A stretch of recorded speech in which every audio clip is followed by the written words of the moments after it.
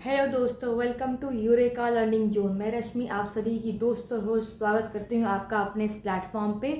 दोस्तों, जैसा कि आप सभी जानते हैं, मैंने आपको बताया था कि मैं बहुत जल्द आपके लिए एक बहुत ही इंपॉर्टेंट सीरीज़ लेकर आने वाली हूँ बीपीएससी टीआरई 4.0 एग्जामिनेशन के रिगार्डिंग, साथ ही साथ यूजीसी नेट जेआरएफ के रिगार्डिंग। तो आज मैं आप सभी के लिए एक बहुत ही इंपॉर्टेंट सेशन लेकर आई हूँ, इसमें कि मैं आप सभी के साथ डिस्कस करने वाली हूँ बीपीएससी टीआरई 4.0 के एग्जामिनेशन डेट के रिगार्डिंग, और साथ ही साथ क्लास 11th के एनसीईआरटी को जो आज हम स्टार्ट करने जा रहे हैं उसका एक बहुत ही छोटा सा पार्ट इंपॉर्टेंट होगा लेकिन डिस्कशन। तो आप प्लीज़ इसको गौर से सुनिए और आपको अच्छा लगे तो आप इसको आगे भी फॉरवर्ड कर सकते हैं। तो दोस्तों, जैसा कि हम सभी जानते हैं कि बीपीएससी टीआरई 4.0 की जो नोटिफिकेशन है कैलेंडर रिलीज हो चुकी है। तो इसमें जो फॉर्म का डेट है वो up to second week of March में आने वाला है, मतलब जस्ट आने ही वाला, आप ऐसा कह सकते हैं 2026 में। और साथ ही इसका जो एग्जामिनेशन डेट है वो रिलीज हो चुका है 22 सितंबर से 27 सितंबर 2026 के बीच में। साथ ही साथ जो इसका रिजल्ट डेट है, डिक्लेरेशन डेट, वो भी मंथ इन्होंने रिलीज कर दिया है कि नवंबर 2026 में रिलीज कर देंगे। तो ये बातें क्लियर हो गई आई होप। दूसरी बात, क्लास 11th की एनसीईआरटी जिसका फर्स्ट बुक है इंडियन कॉन्स्टिट्यूशन एट वर्क, इसके रिगार्डिंग अगर हम बात करें तो इसमें जो हमारा फर्स्ट चैप्टर है why do we need a constitution, हमें कॉन्स्टिट्यूशन की ज़रूरत क्यों है। तो दोस्तों, आज मैं इसी के रिगार्डिंग आप सभी से बात करने वाली हूँ, जिसमें कि मैं आपको सबसे पहले पॉलिटी और कॉन्स्टिट्यूशन के मीनिंग समझाऊंगी, then after definition, then after origin. दोस्तों, जैसा कि आप सभी जानते हैं कि पॉलिटी का हिंदी मतलब क्या होता है, राज्य व्यवस्था।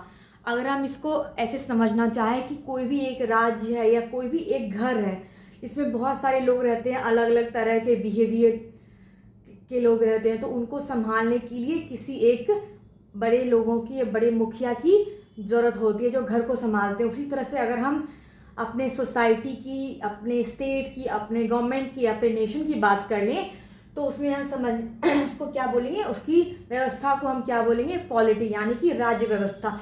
एक नेशन को या एक स्टेट को चलाने के लिए जिस व्यवस्था की ज़रूरत होती है उसी को हम क्या बोलते हैं, राज्य व्यवस्था, यानी कि पॉलिटी।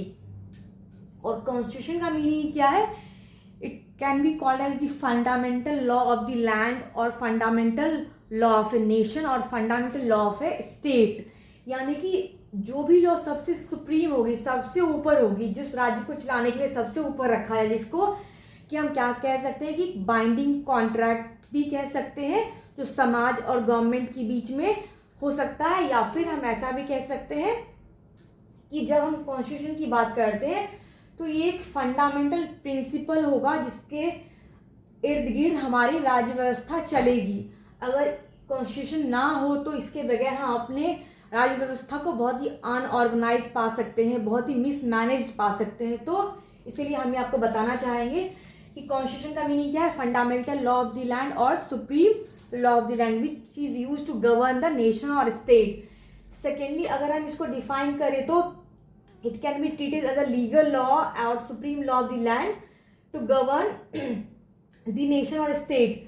देन आफ्टर अगर हम इसकी ओरिजिन की बात करेंगे तो ओरिजिन में सबसे पहले मैं आपको बताना चाहूँगी कि जो कॉन्स्टिट्यूशन आइडिया है ये सबसे पहले कहाँ से आया था, ब्रिटेन से, ब्रिटेन में, इंग्लैंड से।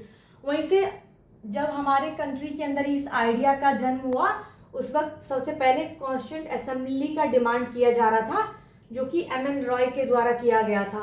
तो उसी में कॉन्स्टिट्यूंट असेंबली के जरिए हमारे कंट्री में कॉन्स्टिट्यूशन का आइडिया आया सबसे पहले। आई होप आप इतना समझ गए होंगे। अब हम मिलेंगे अगली क्लास में। धन्यवाद।